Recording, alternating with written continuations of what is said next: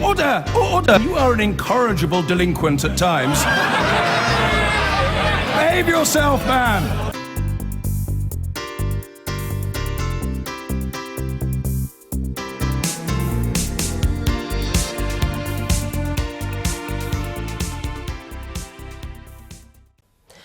Now, our guest of the day, Margaret Hodge, chaired the Commons Public Accounts Committee for 5 years, and she learned so much about government waste, incompetence and corporate bad behaviour, she's even written a book about it. More of that later. She was one of a number of MPs to help give the work of select committees a far higher profile after the chairman became elected by fellow MPs rather than nominated by the party whips in 2010. Let's have a look at Margaret and a few other moments where the committees have made their mark.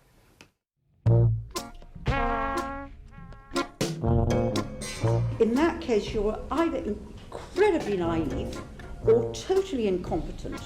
And I don't think that the record that you've shown of your performance here as a guardian of HSBC gives me the confidence that you should be the guardian of the BBC licence fee payers' money. I really do think that you should consider your position and you should think about resigning, and if not, I think the government should sack you.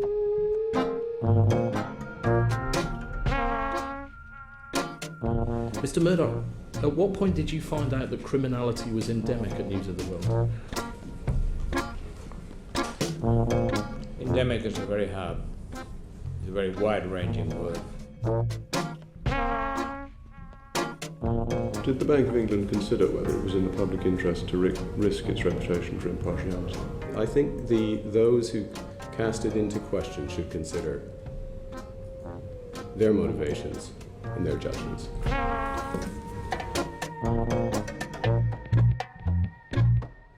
Do you mind not looking at me like that all the time? It's really disturbing. You seem extraordinarily thin-skinned to quite courteous questions, as if you don't want to be challenged in any way, shape or form. All I'm saying is... Sorry, like what? No, let me finish. So in terms of that wider corporate governance point, in respect of the selling of BHS, did anybody, particularly a non-exec director, say, Phil, I'm not entirely certain this is correct, can we challenge you on this? That doesn't seem to be the culture of the organisation. That's your opinion. Thank you. Sir Philip Green obviously enjoying that. Not. We're joined now by John McLeod. He's Chairman of Public Affairs at Webber Shandwick, and he has prepared witnesses to appear before the select committees. Well, someone's got to do it, haven't they? Welcome to the programme. So, Margaret Hodge, you've written this book, and actually John has brought it in. There it is. Yep. In terms of what you were trying to do on that committee, do you think it was all about just getting publicity? No, but we used the power of the media to draw issues to the public account. We have very few tools in our box. We're not an executive body. The only way that you can raise issues and make sure they're properly discussed in public is actually to get people like you, Joe, interested in them. So I'm not ashamed of the fact that we were theatre. I think it's great when you're theatre. You saw the best of the theatre in those clips that you did. But it's the purpose. So was it theatre for its own end? No, it was theatre to a purpose, to draw people's attention to it. And tax avoidance, which you didn't cover in that first thing, which perhaps was the most important thing we did. I think if we hadn't brought the public into that and we hadn't had that extent of public fury at it, we might not be seeing the change in the boardrooms that we are today. Do you accept that? I mean, select committees are, to coin David Davis's phrase, sexier these days than they ever used to be because of the issues that have been brought to the fore in a theatrical way. Yeah, and what I would say is the Public Accounts Committee is an honourable exception, and Margaret is an honourable exception because it's backed up by the National Audit Office and pretty rigorous work around public spending, which as a taxpayer I really welcome.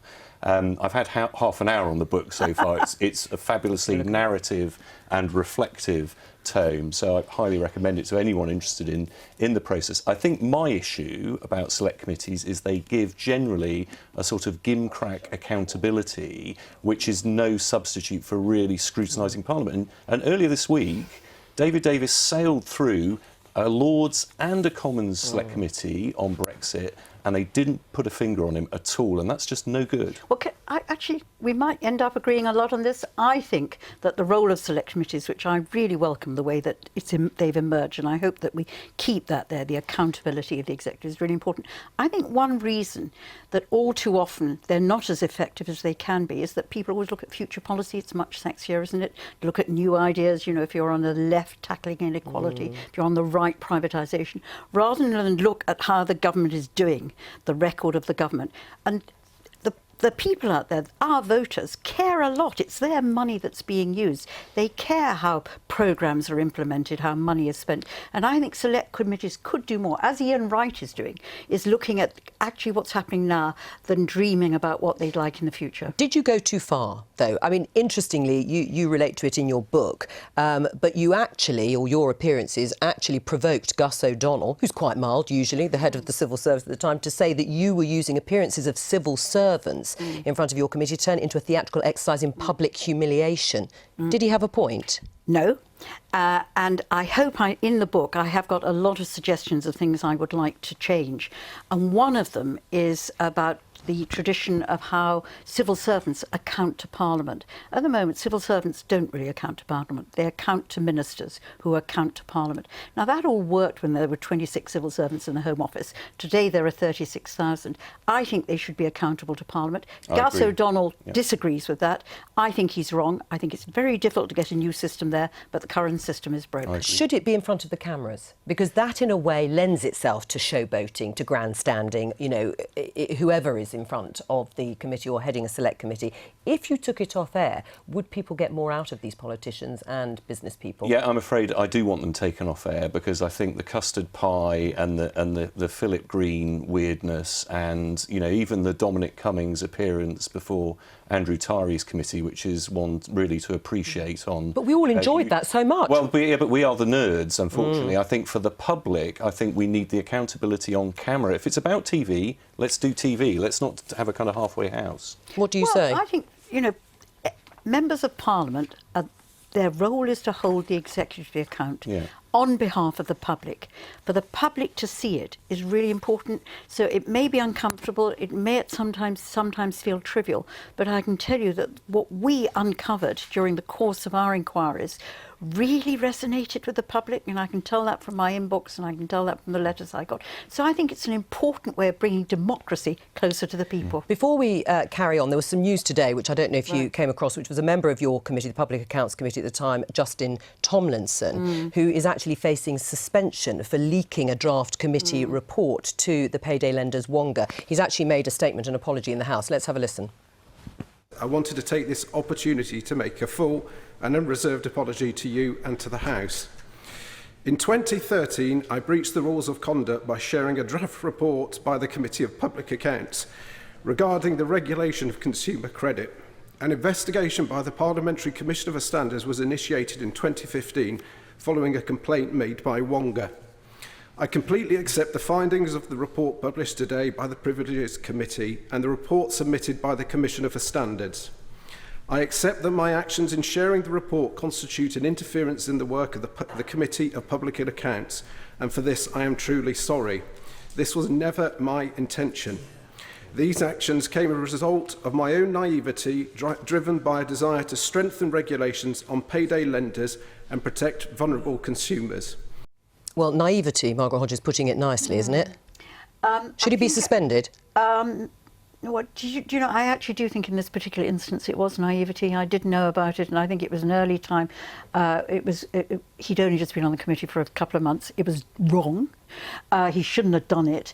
But I sort of feel a bit sorry for him, and you could see there that he was responding in a very sort of personal way. Well, he sounded quite upset, didn't he? I mean, do you think he should be suspended? Well, I think there's an issue overall about the committees, which is that people have got to respect the process that lies around the committee. So even when I'm preparing witnesses, I say that you must respect the process of the committee, you must answer the questions that you're being asked, and then finally, your third priority is to get your message across. And I think in all aspects, the committees really need a deep review and I think they need more resourcing, frankly, to get them in front of departments toe-to-toe to challenge them. And we're going to have a couple of new select committees, of course, aren't we? Now, obviously, having to scrutinise Brexit. One of the things that I talk about in the book is the odd occasion as well when ministers tried to influence what was happening in the committee. And that, again, was, I think, deeply wrong. I mean, I'll never probably prove it, but it was pretty obvious to me that people had been nobbled.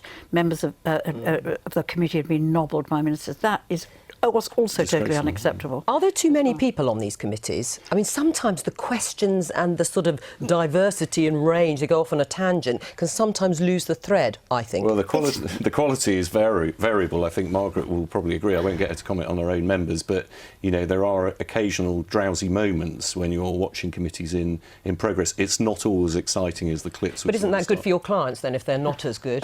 Bore them to death is a strategy, definitely. But I think... I think drove me mad.